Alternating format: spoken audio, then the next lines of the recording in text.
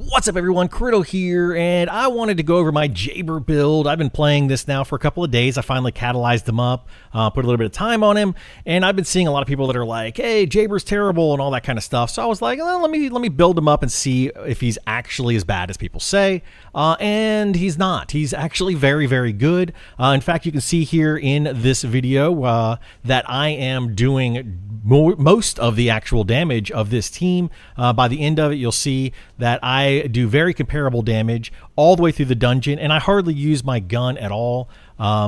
I do have an Enduring Legacy that I'm using here, and I use it on the end boss mostly. But up until the end boss, I'm mostly just using Jayber's skills. And you have two bunnies in here that are running around trying to do damage, but using my knowledge of the actual level, knowing where the spawns are going to be, and placing the turrets in the right locations, you can actually do a lot more damage with Jayber than you can with several other characters. I would say that Blair is also very good for this. I take my Blair, who is also fully catalyzed, and I go through this dungeon and I just place the fire zone areas in the places where the enemies spawn, and it goes very well, and I can do a ton of damage with him as well. So I took my fully catalyzed bunny and my fully catalyzed well, mostly catalyzed Jayber, missing like one or two, but it doesn't really matter. I don't think it's gonna make much difference.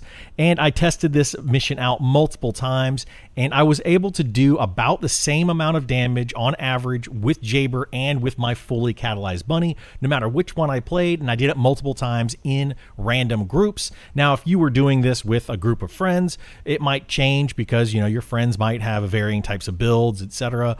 But I did this with random groups that I joined, and in this case it was actually two bunnies that were in this group. I had another one where I had no bunnies, so it just all depends. But I did anywhere from 45 million to 85 million damage, and in this particular run you'll see that I did 61 million damage, and I didn't even place all of my turrets in the right locations.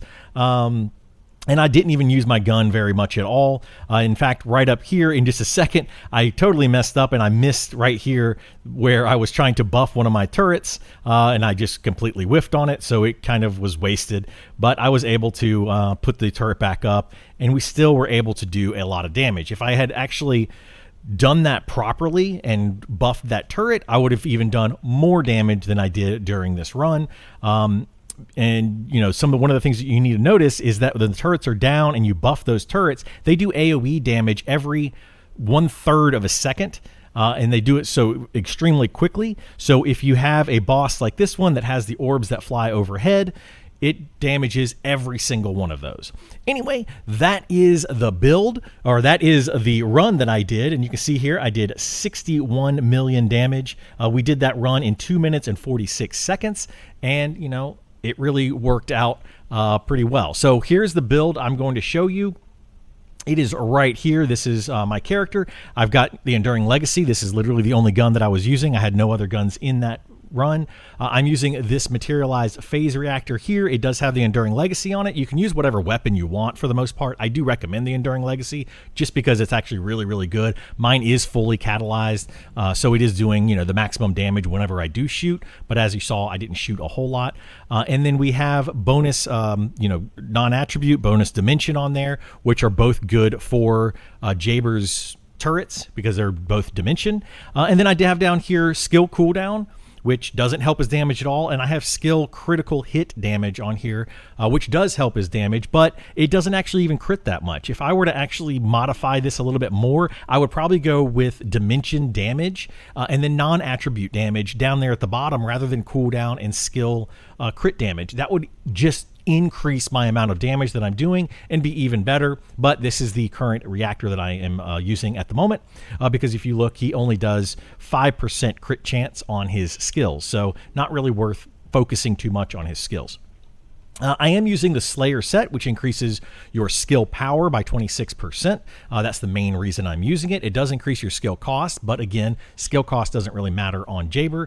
So that is the full 4-piece Slayer set. I don't even worry about the rest of the stuff underneath that. I just am using it for the Slayer set. You do want to have more defense, more HP, so that your turrets don't get destroyed. As you see here, this one does have a defense here, and let's see, max shield, and then HP. So my defense is only 7,000 and my max HP is only 11,000 with my current mod setup. And these carry over to your turrets when you place them. So let's take a look at the mods and how I have them set up. You can see here he's not even 100% fully catalyzed. He, is mostly catalyzed. I could probably tweak a little bit more here, but these are both dimension skills, and they get 75% of the summoner's HP, shield, skill power modifier, and defense. So those are the things that you want to build up, of course, to make these, well, I guess 80% of the defense, but you want to build those up so that the turrets do stay alive. If they get targeted by an enemy, they can get destroyed, but you saw that mine didn't get destroyed very often. So it works out really well. I'm using attacking compulsion. This allows me to have this second turret so that you can place them down in various places in the dungeon while you're running through the dungeon, just knowing where the enemies are going to be, place your turret and keep moving. If you're trying to, pick up every single item that drops, you could, spin around for a second there if you want to. But at this point in the game, I don't really need to pick up a lot of that stuff. I just run through. I'm just trying to get XP, or I'm just trying to get dailies done, or whatever it is that I'm trying to do. I do have HP mod, 2 of them right here. So we have the max HP mod here, and then we also have Battle of Stamina. The main reason I put Battle of Stamina in here is because it does give you more of that skill duration, and that skill duration you do want for this turret zone. So you can see here on the attacking compulsion, or whatever, the assault turret, you have the turret zone, and it lasts for 10 seconds base. We have that up to 14.5 seconds. That is where you get most of your damage from, because you can see the damage interval is 0.3 seconds, and you're doing skill power times 104.9%. But that is going to be added to by these non-attribute right here. So we have non-attribute skill power increase. This right here is going to be your skill power, not your modifier. So that's going to be multiplied by that 104%. And then you have over here the focus on dimension. The reason I did this one instead of doing like maximum power or something along those lines is because I did want a little bit more of that skill cooldown. Just like I have on my reactor, a little bit more skill cooldown so that these skills line up, and I'll explain that here in just a second. We have a little bit more skill cooldown here, and negative to the max MP, because again, MP doesn't really matter since I can run around so much and pick up little MP nodes.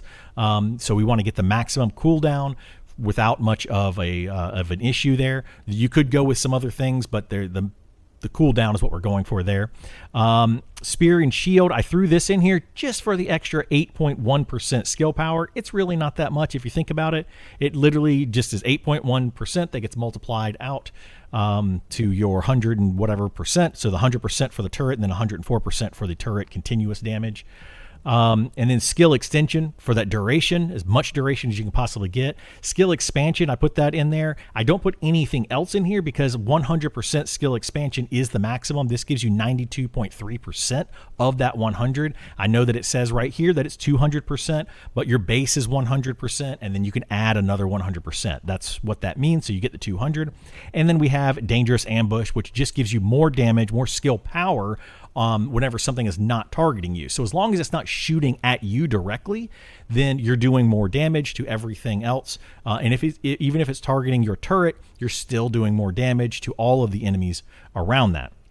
And then you still have a slot right here that you can put whatever you wanted in there. Doesn't matter. So what I was talking about though with the cooldown is this cooldown is normally 20-second cooldown. It's got a 10-second. It gets down to 10 seconds because of the cooldown reduction that we have on here.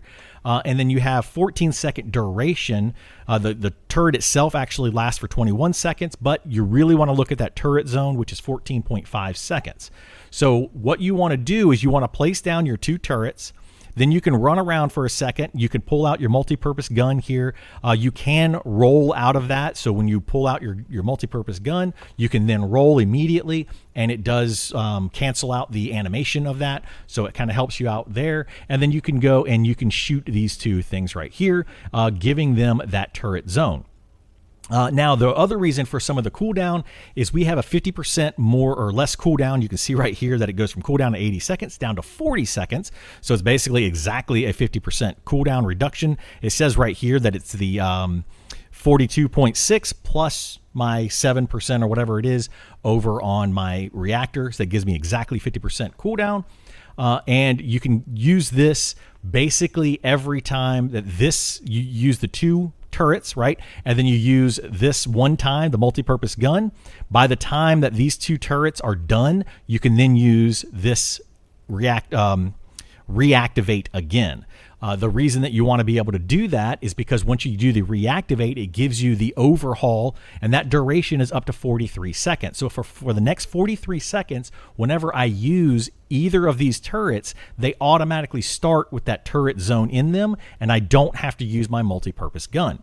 So basically, you're going to put down 2 turrets. You're going to use your multi-purpose gun one time after the turret zone ends. You're going to then use your reactivate, and you're going to run to the next area. You're going to put down your turrets. For the next 43 seconds, you can put down the turrets, and you do not have to worry about them. They're automatically going to have that turret zone for the first 14 and a half seconds. And then after the first 14 and a half seconds, you will have to pull out your multi-purpose gun and shoot them to continue that going again. And it flows very, very well if you do that. Also note that if you have 2 turrets out at the same time, you do get a firearm attack increase of 20% and a skill power increase of 20%. So basically everything that you're doing is just increased by 20%, which is fantastic because you always have these 2 turrets out as much as you possibly can. And they can pretty much stay out indefinitely as long as you either have the multi-purpose gun, or if they're about to expire and your multi-purpose gun is down, just go ahead and hit reactivate. It'll make them explode. They'll do an extra 3 shots of damage each, doing skill power times 501% plus whatever you have modifiers for. So if you have like non-attribute, that'll all add into it. And then you can just pop down 2 more assault turrets and they continue to do damage. So that's the build. It's absolutely fantastic. In my opinion, it does more damage than your bunnies. It does more damage than pretty much any character that I've been able to find while running through a dungeon, and you don't have to really stop and shoot every little thing. You don't have to focus on stuff. You just know where the points are and you just place down your turrets right there. As long as you have this skill expansion as big as you can possibly get it, 92.3% is plenty, and you just know exactly where to place them, and you're pretty much good to go. Anyway, hopefully you like this video. If you do, please like, subscribe, follow, all that kind of stuff, and come on over to the Twitch channel where I do stream daily. We talk about builds and just have a lot of fun. Take care, have a good one, and I'll see you next time. Bye.